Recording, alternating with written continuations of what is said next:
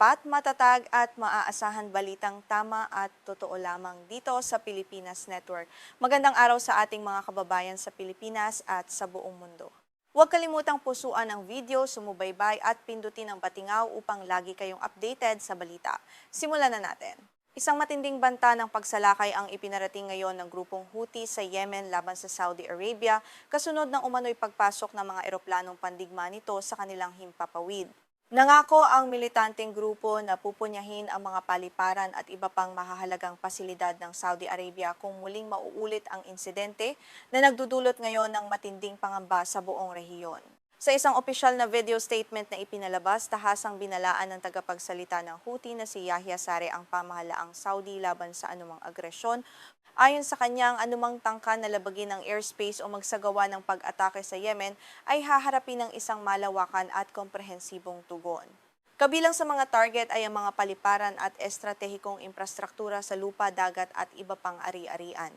Nagsimula ang panibagong hidwaan ng harangin di umano ng mga Houthi ang mga eroplanong pandigma ng Saudi Arabia na nagtangkang pumigil sa paglapag ng isang sibilyang eroplano mula sa Iran.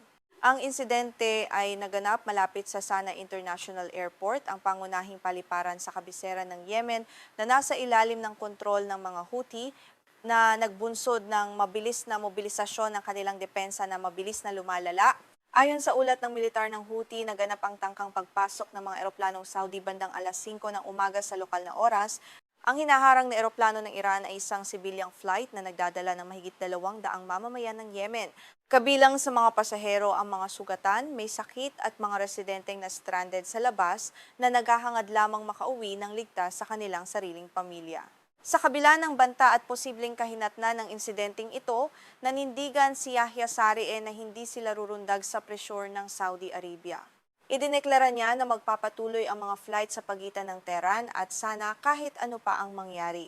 Binigyang diin ng pamunuan ng Houthi na walang bansa ang may karapatang magdikta o humarang sa mga humanitarian flights na naglalayong magbigay ng tulong sa mamamayang Yemeni na nagdurusa sa digmaan. Kinumpirma naman ng mga lokal na media ng Houthi na ligtas na nakalapag ang naturang eroplano sa Sana bago ito muling lumipad pabalik ng Tehran. Sa pagbabalik nito sa Iran, lula ng eroplano ang isang delegasyon ng Houthi na dumalo sa isang napakahalagang seremonya. Ang matagumpay na paglapag na ito ay itinuturing ng grupo bilang isang malaking tagumpay laban sa banta ng blockade na patuloy na ipinapatupad ng kanilang kaaway at iba pang mga bansa. Ang delegasyong Houthi ay nagtungo sa Tehran upang dumalo sa burol ng yumaong kataas-taasang pinuno ng Iran na si Ali Khamenei na napaulat na nasawi sa mga pag-atake ng Estados Unidos at Israel. Ang pagpanaw na ito ay nagbunsod ng mas malawak na digmaan sa rehiyon kung saan direktang sangkot ang Iran. Ang pakikiramay ng Houthi ay nagpapakita ng mas lumalalim na alyansa sa pagitan ng kanilang grupo at ng pamahalaan sa Tehran upang ipakita ang pakikiisa. Inihayag din ng mga mandirigmang Houthi na handa sila sa anumang opsyon at kasalukuyang nakalagay ang kanilang mga daliri sa gatilyo upang ipatupad ang mga kautusan laban sa tinatawag nilang Saudi American blockade. Bagamat walang ibinigay na partikular na detalye sa kanilang susunod na hakbang militar, malinaw ang mensahe ng grupo na hindi sila mag-atubiling gumamit ng dahas upang ipagtanggol ang kanilang teritoryo sa nakalipas na mga taon. Ang babalang ito ay nagpapakita ng lumalalang tensyon sa pagitan ng Houthi at ng koalisyong pinamumunuan ng Saudi Arabia na nagpapatupad ng kontrol sa mga daungan at himpapawid ng Yemen. Para sa mga Houthi, ang blockade na ito ay isang uri ng kolektibong parusa na nagpapahirap sa lokal na ekonomiya at naglilimita sa pagpasok ng mga pangunahing pangangailangan tulad ng gamot at pagkain para sa naghihirap na mamamayan upang mabuhay ng maayos. Ang muling pag-usbong ng mga banta ng karahasan ay nagaganap ilang buwan lamang matapos ang isang tila positibong hakbang patungo sa kapayapaan. Noong Mayo, nagkasundo ang pamahalaan ng Yemen na sinusuportahan ng Saudi Arabia at ang mga Houthi na isagawa ang kanilang pinakamalaking palitan ng mga bilanggo. Ang kasunduang iyon ay nagbigay sana ng pag-asa sa maraming pamilya na magkakaroon ng pampulitikang solusyon sa hidwaan sa buong bansa. Sa ilalim ng makasaysayang palitan ng mga bilanggo noong Mayo, kabilang sa mga pinalaya ng mga Houthi ang 7 mamamayang Saudi. Ang hakbang na ito ay tinanggap ng internasyonal na komunidad bilang isang malakas na indikasyon ng pagbaba ng tensyon. Subalit ang kamakailang insidente sa Himpapawid ay nagbanta na burahin ang lahat ng diplomatikong pagsisikap na nagawa sa nakalipas na mga buwan upang mapanatili ang kapayapaan. Upang mas maunawaan ang lalim ng krisis na ito, mahalagang balikan na ang mga Houthi ay nakikipagdigma sa opisyal na pamahalaan ng Yemen simula pa noong taong 2015.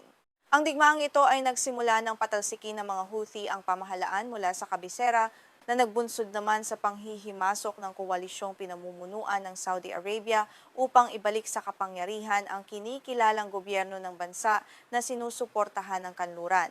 Sa nakalipas na halos isang dekada, ang labanang ito ay nagdulot na ng pagkamatay ng daan-daang libong katao, kabilang ang maraming sibilyan dahil sa direktang labanan, gutom at sakit. Itinuturing ng United Nations ang krisis sa Yemen bilang isa sa pinakamalalang humanitarian crisis sa buong mundo, kung saan milyon-milyong mamamayan ang umaasa lamang sa tulong mula sa mga pandaigdigang ahensya upang mabuhay araw-araw. Sa kasalukuyan, nananatiling hati ang bansa sa dalawang pangunahing puwersa. Kontrolado ng mga Houthi ang malaking bahagi ng hilagang Yemen, kabilang ang karamihan sa mga mataong lungsod tulad ng kabiserang Sana. Sa kabilang banda, ang pamahalaang kinikilala ng internasyonal na komunidad ay may hawak sa timog na bahagi ng bansa, partikular na sa lungsod ng Aden na nagsisilbing pansamantalang kabisera ng pamahalaan. Ang hidwaang ito sa Yemen ay hindi lamang isang lokal na digmaang sibil, kundi isang proxy war sa pagitan ng dalawang pinakamalakas na bansa sa rehiyon. Ang Iran ang pangunahing sumusuporta sa mga Houthi sa pamamagitan ng pagbibigay ng armas at pondo, habang ang Saudi Arabia naman ang nangunguna sa koalisyong militar na nagtatanggol sa gobyerno na nagiging dahilan upang maging masalimuot ang paghahanap ng kapayapaan. Bagamat patuloy ang tensyon, ang malawakang labanan sa pagitan ng dalawang panig ay pansamantalang natigil simula noong taong 2022 dahil sa isang makasaysayang truce na pinangasiwaan ng United Nations. Kahit na opisyal nang nagtapos ang kasunduan, ang sitwasyon sa lupa ay nanatiling medyo tahimik at walang malalaking sagupaan na nagabay ng kaunting hininga para sa mga naghihirap na mamayan ng Yemen sa nakalipas na mga taon. Gayunpaman, ang kamakailang pagbabanta ng Houthi na salakayin ang mga paliparan ng Saudi Arabia ay nagpapakita kung gaano karupok ang kapayapaang ito. Ang anumang maling kalkulasyon o aktwal na pag-atake ng missiles o drones ng Houthi sa teritoryo ng Saudi ay tiyak na magpapasiklab muli ng malawakang digmaan. Ito ay magwawakas sa mahabang panahon ng ceasefire at magbabalik sa Yemen sa matinding karahasan at kaguluhan. Ang banta ay nagaganap din sa gitna ng mas malawak na krisis sa gitnang silangan kung saan ang mga kaalyado ng Iran tulad ng Houthi sa Yemen, Hezbollah sa Lebanon at Hamas sa Gaza ay aktibong nakikipaglaban sa Israel at sa mga kaalyado nito tulad ng Estados Unidos. Ang destabilisasyon sa Yemen ay may direktang epekto sa pandaigdigang ekonomiya, lalo na sa seguridad ng mga barkong naglalayag sa Red Sea at sa kalakalan. Kasalukuyan ng nagmamasid ang mga pandaigdigang leader at mga analista sa susunod na galaw ng Saudi Arabia. Ang kaharian ay hindi pa naglalabas ng opisyal na tugon hinggil sa akusasyon ng Houthi. Marami ang umaasa na gagamitin ng magkabilang panig ang diplomasya upang maiwasan ang muling pagsiklab ng digmaan na maaring magdulot ng mas malalang sakuna sa ekonomiya at seguridad ng buong rehiyon sa hinaharap.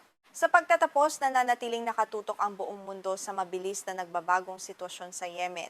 Ang banta ng Houthi laban sa Saudi Arabia ay isang paalala na ang kapayapaan sa rehiyon ay nananatiling nakabitin sa isang manipis na hilos. Patuloy naming babantayan ang mga susunod na kaganapan dito sa aming programa.